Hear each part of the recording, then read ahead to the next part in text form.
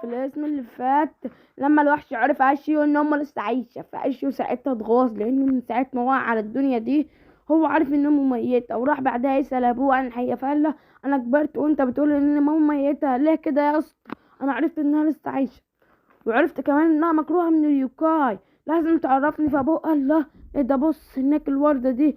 اشيو قال لا ما تغيرش الموضوع، فابوه قال لا انت بتستخدم الرمح ده على طول. فقال لا اشيو ايوه ده انا بقتل بيه وحوش كتيرة ومع كل مرة بدوق قوة الرمح اكتر. وبعدها اشيو قال لا ما تغيرش الموضوع، فين ماما؟ فابوه قال له هقول لك. وبعدها التليفون رن فسابه ومشى. وبعدها الدورة جاله وقال له انت مهتم قوي ليه كده بالموضوع ده؟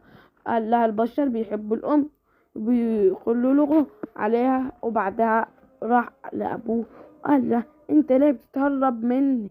فأبوه قال له ولادك ميتة. وبعدها شاف تورة فقال في نفسه هو ده الوحش اللي كان في القبو عندنا. وبعدها طلع جرى بسرعة قال له أنا مشغول خلي بالك من البيت. عاش ياخد بعضه وراح لقبر أمه وقعد يفكر في نفسه هو ليه بابا بيضحك عليا وقال لي ان ماما ميتة؟ يا ترى هي فين دلوقتي؟ اما بقى ابو اجيو فرح عشان بينقذ امه وطفلها من وحوش كانت عاوزة تقتلهم، وقدر في الاخر يقضي على الوحوش دي. وبعدها راح اتكلم شخص بالتليفون انا خلصت مهمتي بنجاح وعندي تقرير مهم لازم اوصله للمسؤولين. وبعدها ابو اجيو وصل لمجموعة كهنة وقال لهم رمح الوحش اتسحب. فقال لهم تعصبوا وقال له مين اللي عمل كده؟ فقال لهم ابني اشيو هو اللي سحبه والوحش اللي معاه اسمه تورا. فقال لا ازاي يعني يحصل كده؟ مفيش غير 4 بس هما اللي يقدروا يتحكموا في الرمح لاننا دربناهم على التحكم في الرمح. وتعصبوا عليه ساعتها لانهم فكروا انه بيخطط لحاجة.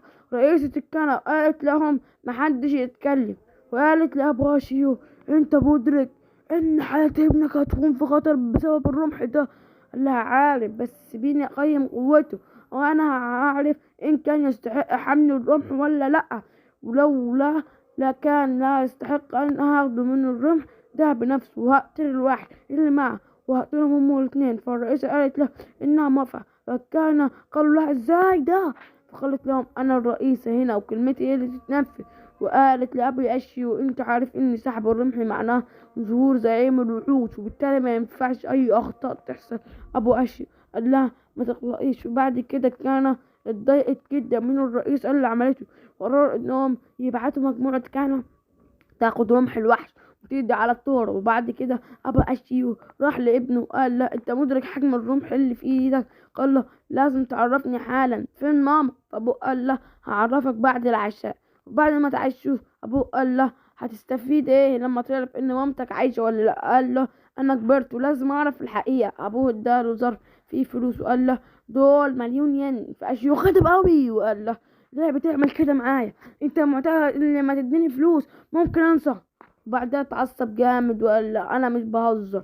ابوه قال له وانا كمان مش بهزر، دي فلوس سفر عشان تروح لمامتك، هتسافر اول وهناك هتعرف تعمل ايه بعدها. في نفس الوقت الكهنة بدأت تتحرك على بيت اشيو. واما ابا اشيو فلبس لبس القتال وقال بصوت عالي انا كاهن بختم الوحوش، اظهر نفسك حالا يا تورا. طلع له وقال لا ما تزعلش انا سامعك كويس. فالاب قال له انا اتأمرت اني اقضي عليك حالا واختمك. واشيو مستغرب يقول لهم في ايه يا ترى؟ قال لا ابوك منافق بيتظاهر من بره انه عجوز لكن عنده قوة رهيبة انا حاسس بيها دلوقتي. وبعدها الاب قال لتورا يلا على بره عشان نتقاتل. واشيو مش مصدق ايه اللي بيحصل. بدأ الاتنين يتقاتلوا بكل قوة، ده يهجم هنا وفي التاني يصد هجومه. واشيو وقف مش عارف يتصرف والاتنين شغالين ضحك في بعض لحد ما جالهم اشيو وقال لهم وقفوا اللي بتعملوا ده. لكن الاتنين فضلوا يهاجموا بعض ويحاولوا يوقفهم تاني لكنه برضه اترمى بعيد. واول ما ابوه كان هيقتل تورا اشيو لحقه في اخر لحظه في رمح الوحش ووقف الاتنين على القتال. وقبل اشيو مش مصدق ان ابنه عرف يتحكم كويس في رمح الوحش. وبعدها تورا قال لاشيو ده منافق قوي، ده ما كانش عاوز يقتلني اساسا. فابوه قال له كويس انك فاهمني. وبعدها قال لهم انا عارف ان تورا ارتكب افعال شريرة جدا في الماضي لكن انا حاسس دلوقتي انه ما عندكش شرير خالص فعشان كده مش هقتله. وفي اثناء كلامهم وصل الكهنة عندهم ابو اشيو قال له مفيش اي داعي لقتل تورا ووجوده هيعتبر عون الاشيو مع رمح الوحش لكن كان قالوا له لازم نقضي على أي وحش تماما بتاتا.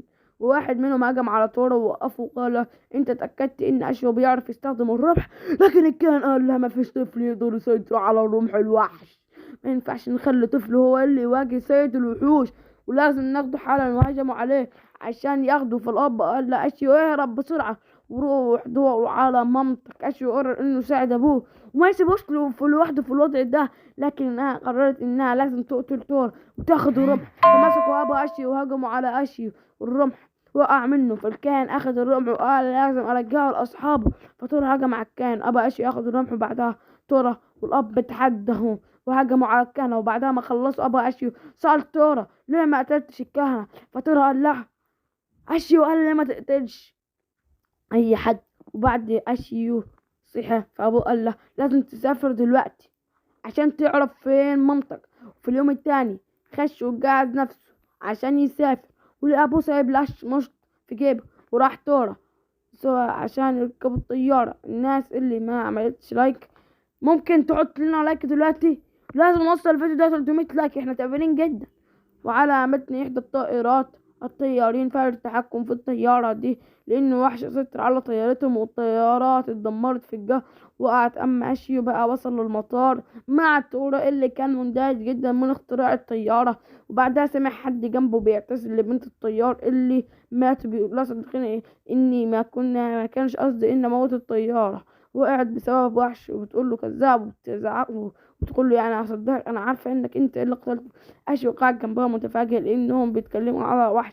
فراح يسأل تورا. فتورا قال لا غالبا الوحش ده هو وحش السماء اللي بيعيش في السماء، والوحش ده قوي جدا، جربت مع كل حاجة لكنه قدر يصدها. ونقطة ضعفه هي النيران، لكنه نقطة ضعفه كتير. وبعدها ركبوا الطيارة. والبنت اللي شفناها من شوية قالت للراجل أنا مش مصدقاه وعارفة إنك أنت قاتل أشي.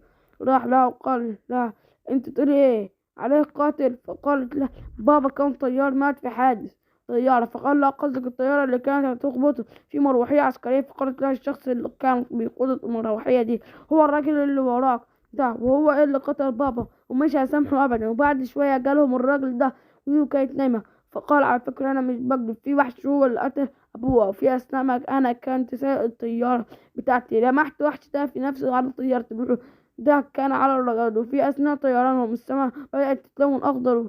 مرة واحدة أحد الطيارات بدأت تتهز والوحش مسك في الطيارة وكلهم اترعبوا والطيارات بدأت تقع. فتورا قال استخدم الرمح بتاعك عشان تدي عليه. فأشيو قال له الرمح في الشنطة مش معي. فتورا قال لا استدعيه عندك هنا. قال لا حاول يستدعي الرمح. فوصل الرمح لعنده لكن ما كانش عارف يهجم على الوحش ازاي هو فوق الطيارة. اما الشخص بيقول عليه قاتل راح على مقر قيادة الطيارة وقاد هو الطيارة عشان يحمي يو. فيو قالت لا اشيو شكلك تغير ليه كده وايه الشيء اللي برا ده؟ فقال لا افهمك بعدين. وبعدها اشيو قال لتور انه يطلع برا ويهجم على الوحش. فالوحش اول ما شاف تور قال له يا بيميار لسه عايش تور؟ قال له انا بسببك ضرر في مشاكل دلوقتي. وهجم عليه بالنار فبدأت دراعاته تتقطع والطيارة بدأت تستعيد شوية. ويو قالت ليه يا ترى الوحش اللي برا ده هو اللي قتل بابا؟ فأشيو قال لا أيوة هو ده اللي حصل. وبعدها راحت للطيار فلقيته مصفى. قال لا أنا لازم أطلب الدعم من قوات الدفاع الجوي حالا، لكن المسؤولين ما لقطوش أي وحش على الرادار ففكروا انهم مش هيساعدوهم غير لما يتأكدوا الأول. فالطيار زعل انهم مش هينقذوهم. فأشيو جالهم وقال لهم احنا ممكن نهزم الوحش بالنار الكثيفة. اما تورا بقى كل ما يضرب بالنار يرجع يلم نفسه تاني. فالطيار قال لها ممكن قوات الدفاع الجوي تضربه بصواريخ، لكن المشكلة انهم مش لاقطين على الرادار اي اشارة وعشان كده مش هيجيبوه. فتورا نزل وأشيو قال لا انت في ايدك الرمح اللي يقدر يقضي عليه، وازاي ما انت فاكر الرمح عدى من ريكو وما قتلهاش، فانت تقدر تقتله من هنا من غير ما تطلع على السطح. فقل له اخذ الرمح قال لتورا اقوم عليه انت الاول وثبته وبعدها انا هقضي عليه بالرمح. واول ما تورا مسك اشيو طعنه برمح الوحش وهو جوه الطياره. فالوحش ساعتها ارتد له قوات الدفاع الجوي بعتوا طيارتين لانقذهم، لكن الوحش بدأ يستعد قوته ومسك في الطياره جامد. فالطياره قال لهم الوحش ده هتغضوا عليه ولو هجمتوه بكم هائل من النيران من خلال صواريخ الدعم. قال له مش هنعرف نضرب، هو ماسك الطيارة كده هتموتوا. قال له لتورا طلعني فوق الطيارة عشان اقسم الوحش ده نصفين. فتورا خد فقال لا انت عارف انك ممكن تموت لو وقعت. اشيو قال له ما تخافش، وراح عشان يهجم عليه مع تورا. فالوحش مسكه وربطهم. رمح الوحش اتحرك وفك اشيو اللي قطع رجول الوحش، والوحش ساب الطيارة. فطيارات الدفاع الجوي صوبت عليه الصواريخ ومات الوحش من رجس. فالوحش وهو بيموت قال لهم بما ان الرمح ظهر فده معناه ان هاكم النونو على وشك الظهور. وبعدها كده نزلت الطيارة بسرعة، ويو اعتزلت اشيو، وتورا انطلق عشان يكلموا رحلتهم في أثناء سير أشيو. تورا كان في اتنين بيراقبوهم من بعيد، هما راشين وكاجيري. ومرة واحدة لو زعبع رياح بتقطع في الناس، وقال له تورا مش زوبعدي الوحش كمياتشي. ومرة واحدة الوحش ظهر على ايده وهجم على أشيو، فأشيو هجم عليه برمح الوحش وكان هيقتله. فكان جري. قالت لا استنى هقول لك حاجة. وبعدها راح أشيو معهم على بيتهم. فريشين قال لا بصفتك حامل الوحش احنا بنطلب منك خدمة. فقال لا ايه هي قال لا ان احنا وحوش اسمها كمياتشي، وعايزينك تقتل اخونا جورو اللي بقى كل هدفه القتال والدمار. واشيو قال له انت مهبلين عاوزنا اقتل اخوكم، انا مش قاتل معقول انا غلطان اني جيت معكم فراشين. قال له لو سيبنا جورو هيستمر في قتل البشر. اشيو قرر انه يسمع منهم. فاخته قال اخذت تورا برا وقالت له حامل رمح الوحش بس هو اللي المفروض يسمع الكلام ده لكن انت لا. فتورا سألها انا طول عمري اعرف ان الكمياتشي بيعيشوا في الجنوب، ايه اللي جابكم هنا؟ فتعصبت وقالت البشر هم اللي خلونا نسيب بيتنا.